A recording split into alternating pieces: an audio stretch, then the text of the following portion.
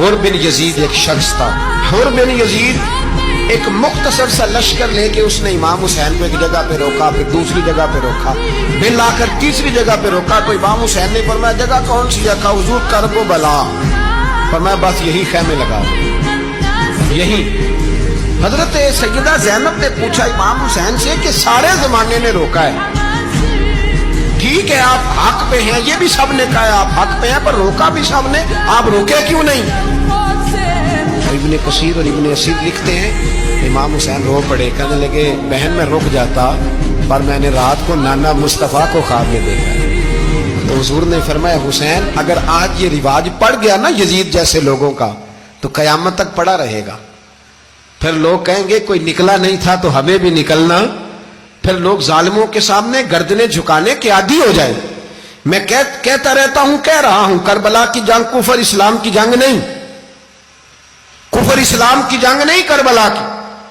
کیونکہ یزید تو بڑا پکا نمازی تھا، خطبہ دیتا تھا. وہ تو جب امام حسین رضی اللہ تعالیٰ عنہ نے کربلا کے میدان میں جمعے کا دن تھا تو یزید کے سامنے کو بات کرنی شروع کی، عمر بن سعد کے سامنے. تو عمر بن سعد کہنے لگا حسین زیادہ باتیں نہ کر، ہمارا جمعہ لیٹ ہو رہا ہے، جنگ کے لیے تیار ہو فٹافٹ آ. اہل بیت نبوت کو قتل کریں گے اور قتل کے بعد پھر نماز پڑھیں گے اور پھر کہیں گے اللہم صلی علی محمد وعلی آل محمد، اسی نماز میں پھر درود بھی پڑھیں گے. یہ کیسا مرتبہ ہے، کیسا انداز ہے، دوستی قاتل سے بھی مقتول سے یارانہ بھی. امام حسین نے حر بن یزید امام حسین سے کہنے لگا مجھے حکم ہے آپ کو روکنے کا، آپ آگے نہیں جا سکتے. امام صاحب نے فرمایا وجہ؟ زمین اللہ کی ہے. اس نے کہا آپ بیعت نہیں کر رہے، یزید کی حالات آپ کے حق میں درست نہیں ہیں، آپ نہیں جائیں گے. امام روک گئے. ظہر کی نماز کا وقت ہوا تو حضرت علی اکبر امام حسین کے بڑے صاحبزادے انہوں نے اذان ظہر پڑھی تو حر بن یزید کے لشکر نے امام حسین کے پیچھے نماز ادا کی. کہا بھئی تم مقابلے میں آئے ہو نماز پیچھے پڑھتے ہو؟ کہا حضور مقابلہ تو تلواروں سے کر رہے ہیں پر ہمارا دل تو مانتا ہے نا کہ مصطفیٰ کا نواسہ بڑی شان والا ہے. حر بن یزید نے 3 نمازیں لشکر سمیت امام حسین کے پیچھے پڑھی ہیں، 3 نمازیں، ظہر اثر اور مغرب. پھر امام حسین کے سامنے شرائط پیش کی کہ آپ کو یہاں گھیر لیا گیا ہے، یہاں آپ بیعت کریں گے، یہاں جنگ کریں گے، 2 ہی باتیں. امام حسین نے فرمایا نہیں بھائی بیعت تو میں نہیں کرتا، اس کے علاوہ تم جو کہتے ہو میں کرنے کو تیار ہوں. اس نے خط لکھا عبید اللہ ابن زیاد کو، ایک بندہ دوڑایا پیچھے کوفے، چند میل پہ کوفہ تھا. کہا وہ نہیں مان رہے، کیا کرنا ہے؟ تو حسین ابن علی ہے، میں زیادہ دیر انہیں روک بھی نہیں سکتا. انہوں نے پیغام دیا حر بن یزید کو کہ کرنا کچھ بھی نہیں، ان کا پانی بند کر دو، بلیک میل کرو، کھانا پانی نہیں ملے گا، چھوٹے چھوٹے بچے ہیں خود ہی مان جائیں گے. حضرت امام علی مقام کے بارے میں حر کے پاس جب یہ پیغام آیا تو حر کہنے لگا میری طبیعت نہیں مانتی حسین پر پانی بند کروں، دل نہیں مانتا. جب یہ لفظ کہے نا دوبارہ تو پھر عبید اللہ ابن زیاد نے عمر بن سعد کو 10,000 آدمی دے کے بھیجا. کہا حر بن یزید لچک دکھا رہا ہے حسین کے حق میں. 3 دن تک پانی بند رہا. 9 محرم کو عمر بن سعد نے اور لوگ بلائے.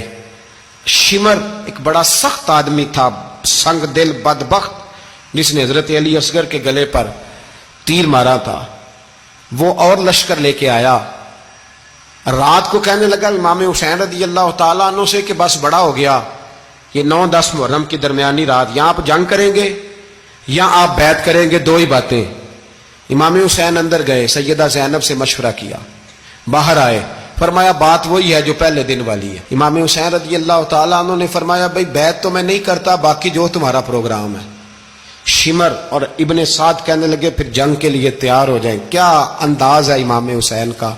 فرمانے لگے کل جنگ کروں گا، مجھے پتا تو ہے جنگ کا نتیجہ کیا نکلنا ہے، 1 رات مجھے دے دو تاکہ میں کھل کے اپنے رب کی عبادت تو کر لوں. حسین نے جانا ہے، مجھے پتا ہے کل رزلٹ 72 اور 22,000 کا کیا 1 رات مجھے دو، میں مالک سے راز نیاز تو کروں. میں گویا اس سے پوچھوں تو صحیح کہ مالک میرے والد بھی شہید ہیں، بھائی بھی شہید ہیں، نانا کو بھی دکھوں میں دیکھا ہے، تو اب میری باری ہے تو مالک میں حاضر ہوں، مجھے موقع تو دو. اس لیے کہ میرے نانا نے بدر میں بھی ساری رات عبادت کی تھی، صبح مجھے موقع دو. اور دنیا کا اصول ہے جب کوئی موقع مانگتا ہے تو دیا جاتا ہے. یہ دونوں کہنے لگے کوئی موقع نہیں. حر بن یزید پیچھے سے بولا, کہنے لگا نہیں بدتمیزی نہ کرو, حسین کو موقع دو, تمہیں دینا پڑے گا. موقع دیا. حر بن یزید نے پھر منت کی, کہا حضور آپ مہربانی کرے مان جائیں. فرمایا ماننے والا کھاتا کوئی نہیں. یہ بڑا مشکل. سورج چڑھا, 10 محرم کا دن, جمعے کا وقت. جناب سیدنا امام حسین رضی اللہ تعالیٰ عنہ نے ریت پر سجدے کیے, لمبے سجدے, لمبی نماز. سورۃ الشمس کی آیات دوسری رکعت میں پڑھی تو سارا کربلا گونجنے لگا. کیا انداز تکلم تھا امام علی مقام کا. نماز مکمل ہوئی تو حر بن یزید, عمر بن سعد اور شیمر سے کہنے لگے واقعی حسین سے لڑو گے؟ پتہ نہیں کون ہے.